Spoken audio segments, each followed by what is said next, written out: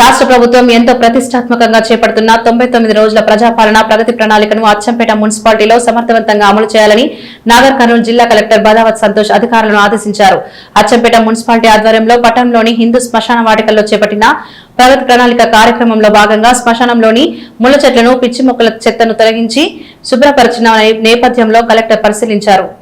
ఈ సందర్భంగా కలెక్టర్ మాట్లాడుతూ శ్మశాన వాటికలోని ముళ్ల కంప చెట్లను, పిచ్చి మొక్కలను తొలగించి దాన సంస్కారాలకు వచ్చే ప్రజలకు ఇబ్బందులు కలగకుండా శుభ్రపరుస్తూ శ్మశాన వాటికలో కావాల్సిన అన్ని వసతుల ఏర్పాట్లను కూడా చేయాలని మున్సిపల్ కమిషనర్ ను ఆయన ఆదేశించారు. ఈ నెల 6వ తేదీ నుండి ప్రారంభమైన ప్రజాపాలన ప్రగతి ప్రణాళిక జూన్ 12వ తేదీ వరకు 5 దశల్లో 99 రోజుల పాటు వివిధ శాఖలకు సంబంధించిన 10 ముఖ్య అంశాలపై ఈ కార్యక్రమాలు నిర్వహిస్తున్నామని, అధికారులందరూ సమన్వయంతో పనిచేసి ప్రభుత్వ ఆశయాలను అనుగుణంగా మార్చి 6 నుండి 15 వరకు పరిసరాల పరిశుభ్రత, ప్రభుత్వ కార్యాలయాల్లో ఫైళ్ల పరిష్కరణ అంశంపై ప్రత్యేక డ్రైవ్ చేపట్టి ప్రజలకు సమయానుకూల సేవలు అందించడమే లక్ష్యంగా ప్రత్యేక చర్యలు తీసుకోవాలని వారు అధికారులను ఆదేశించారు. ఈ కార్యక్రమంలో అచ్చంపేట మున్సిపల్ చైర్మన్ శ్రీనివాస్ ను, RTO Yadagiri, municipal commissioner Murali, ఇతర అధికారులు, ప్రజాప్రతినిధులు తదితరులు పాల్గొన్నారు.